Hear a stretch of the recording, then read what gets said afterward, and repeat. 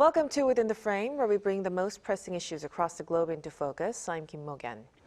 Today, President Lee Jae Myung wraps up his second G7 summit since taking office, using the gathering to showcase South Korea's growing role on the global stage.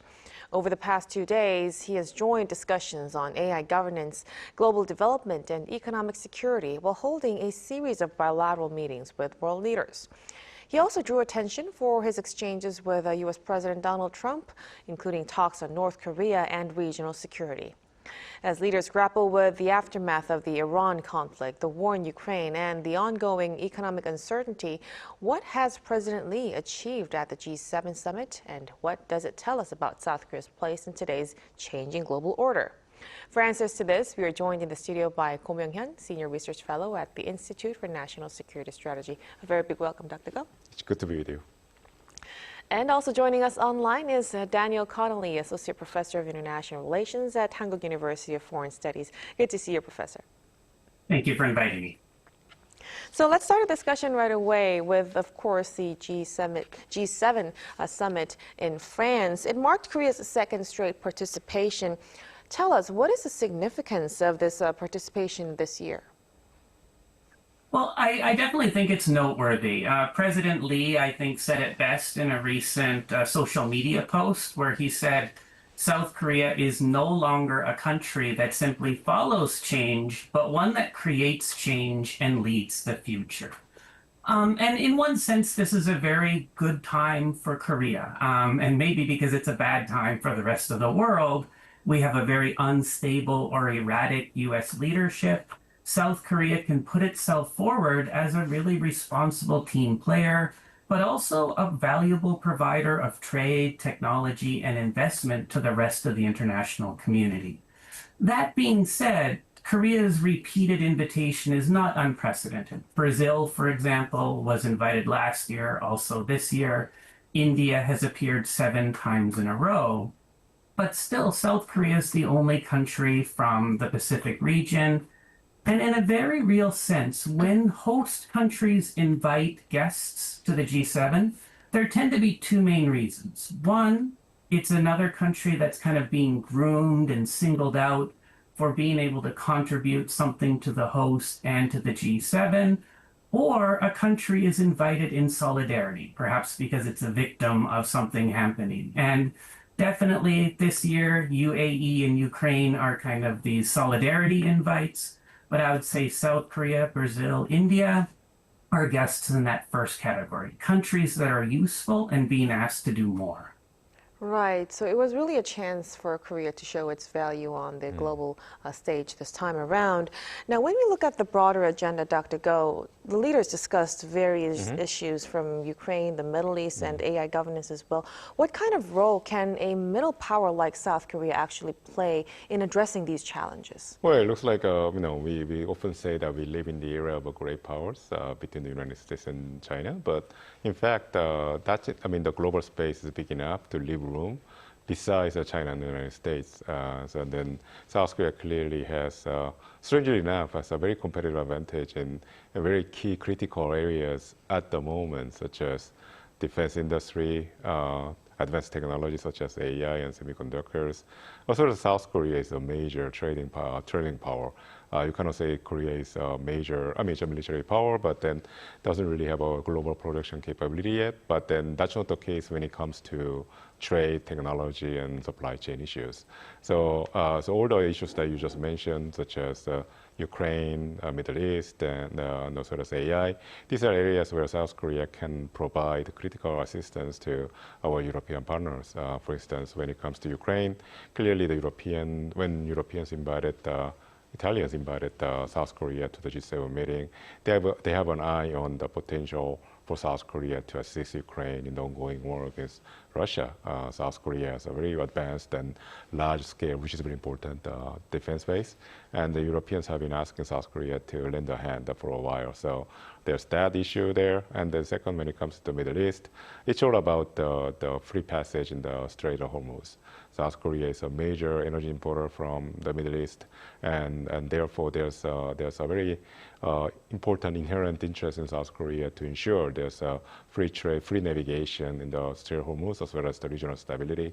And lastly, when it comes to AI, South Korea is not a AI powerhouse per se, but South Korea has a very important role in sustaining the AI ecosystem, for instance, by producing advanced memories as well as chips to be used in the data centers where AI in fact resides.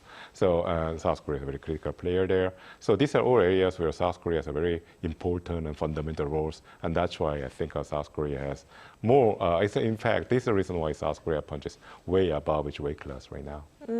So really, there's a lot of areas to contribute from South Korea. But another closely watched moment during this trip was the meeting between President Lee and President Trump. President Lee reportedly asked President Trump to pursue a peaceful solution to the North Korea issue. So given this, past diplomatic agenda between President Trump and Kim Jong-un, how likely do you think is another summit between the two? Well, we always circle back to the potential for a summit between Trump and Kim Jong-un. But I think a chance of such an event taking place is not very high, but at the same time, probably higher than before. And I think President Trump and President Lee, they've been engaged in this game of signaling. So President Trump mentioned this issue about potential situation in the Korean Peninsula to President Lee, and their conversation only lasted 30 seconds. So it's not really time. There's not enough time for the two leaders to discuss weighty matters. But it's all about sending signals to the rest of the world, especially to North Korea. We have to remember that on the eve of the G7 summit, President Trump posted on his favorite social media channel, True Social, the picture of Kim Jong-un and himself, Trump, meeting in 2018 in the Singapore summit. And this is clearly taking place while we know that the negotiation between Iran and the United States wrapped up. So clearly this begets the question of what's going to happen next. And President Trump has essentially provided a hint that the next issue that President Trump might be focused on could be North Korea or could be Cuba, but then at least from the President Trump's own actions, it sounds like President Trump would like to re-engage North Korea. And this is, in fact, something that President Lee has been waiting for all this time, because President Lee, as a leader of South Korea, would very much like to jumpstart the inter-Korean dialogue again, which is not taking place because North Korea is very, very much against it. So he's been expecting President Trump to start his role of a peacemaker, while South Korea's leader will be the pacemaker. And now that President Lee seems to be again interested in discussing or engaging North Korea, I think President Lee would like to help President Trump. And if it's only the matter of Kim Jong-un responding to these offers. So if that takes place, then we'll have another cycle of North Korean diplomacy. So we have to watch out for it. Right. So this latest post, it actually shed light so much on North Korea right now. And in fact, regarding this, the Korea-EU summit has also drawn attention. The two sides have reaffirmed that North Korea would not be recognized as a nuclear weapons state, prompting a strong backlash from Pyongyang, of course. Professor Connolly, what impact could this have on inter-Korean relations? Well, I would say on one hand, it's not going to have a huge impact because North Korea has already been quite difficult to engage with during President Lee's administration. So all this harsh language is more typical North Korean rhetoric than a sudden change in tone.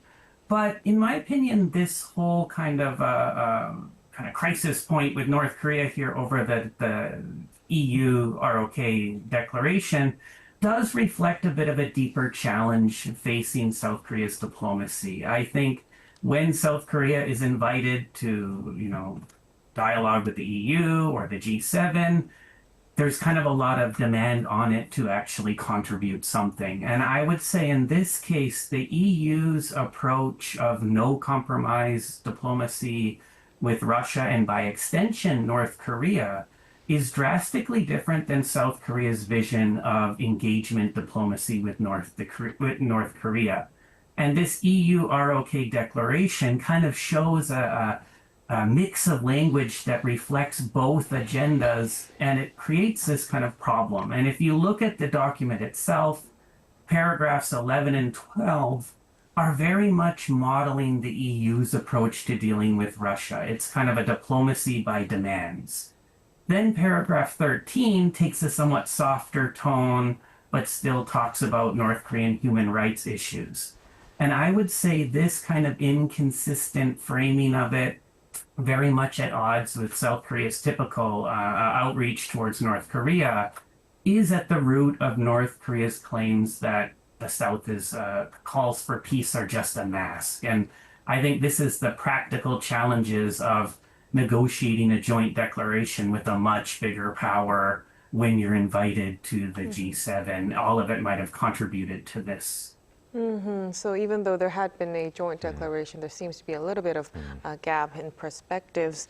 Now, along the same line, President Lee has stressed peace and dialogue with North Korea during his Vatican visit, but ruled out absorption-based unification. What does that actually mean? Well, so what President Lee said in his meeting with the Pope at Vatican might seem pretty normal or like prosaic even, because we always discuss about potential unification with North Korea, but also only as a notional matter. I mean, there's no clearly realistic prospect of unification between the two Koreas in the near future. But then what's interesting is that this discourse or this remark came in the background of North Korea's very explicit refusal to engage South Korea in dialogue. North Korea abandoned the concept of unification as a national policy, and North Korea declared that they have incorporated this anti-unification notion in their constitution. So, and President Lee mentioning unification in this background, in this context, is remarkable in a way. And he's doing this in the background, or like in the background, sorry, the location, which is the Vatican. Clearly, he's getting the higher moral endorsement from the Pope. So President Lee essentially injecting a moral authority to the concept of unification again, in a way, in order to revive unification notion, I would say. And I think this is, I think it's a very important move and interesting move on the part of the South Korean president. And I think this sends a message to North Korea that, of course, there's a consistency here. The South Korean government has now, I mean, all preceding South Korean administrations have declared that they want to unify with North by force. So it's always about unification through peace. So in that sense, there's a consistency, but at the same time, with the added declaratory value of the papal endorsement as well, carries a message to North Korea. And I think given the fact that President Lee already had a conversation with President Trump, which potentially could jumpstart engagement with North Korea, I think this essentially has the value of a political offensive against North Korea. North Korea will now have to answer to this. How North Korea reacts to this, because there's an opportunity for North Korea here too, which is very tantalizing. So I think the situation has become a lot more dynamic now than just 2 months ago. Right, so we will be looking for North Korea's reactions to that. Now, when we turn back to the G7 again, this year's meeting comes after a ceasefire agreement between the U.S. and Iran. Professor Conley, do you think it could help strengthen Western coordination on Middle East stability and the post-war order? Well, definitely. And I do think, though, there are a lot of serious questions surrounding the ceasefire. You know, what exactly did the U.S. and Iran agree to? Do they both have the same interpretation? I think even the suggestions of peace is enough to get the market soaring and oil prices dropping. But before ships actually start going through the Straits of Hormuz, we're going to need a lot more detail. And I think part of the G7 right now is this kind of circulating the exact details. But still, President Trump has a very bad reputation of having a very different interpretation of agreements made than the other side. And for me, the one interesting issue of concern is the plan by G7 countries to play a part in reopening the Straits of Hormuz. And Britain and France have raised the idea of using naval forces and other countries contributing some sort of military or supplies as part of a multinational effort to demine or patrol the Straits of Hormuz. And South Korea especially, you know, they signed a leader statement back in March, then a joint statement in May with G7 and other countries kind of promoting freedom of navigation in the Straits of Hormuz. The statement, of course, was very lopsided. It talked about the challenge to freedom of navigation, completely not mentioning the kind of illegal surprise attack being launched on Iran. So if these countries try to patrol or demine the Straits of Hormuz, Iran might be quite confrontational. So I do think that the South Korea played a good effort of keeping out of the war, but the peace may have some new unique risks for South Korean policymakers. So this focus may now be shifting to what comes after this conflict. Now, on that note, President Trump has mentioned the possible involvement of South Korean companies on Iran's reconstruction. So with Seoul taking a cautious stance on this, what kind of diplomatic approach do you think would be appropriate for Seoul right now? No, I think the South Korean government is taking a cautious approach to this, not because they don't want to engage or participate in the construction of Iranian infrastructure in case of more of a peace agreement is reached between the two parties. It's more about the fact that whether the current MOU, the Memorandum of Understanding, will lead to a stable peace in 2 months' time from now. So we have to remember that the South Korean government, as well as the South Korean private sector, have long been interested in getting back to the Iranian market. Iran is a huge country. It's a country of 93 million people.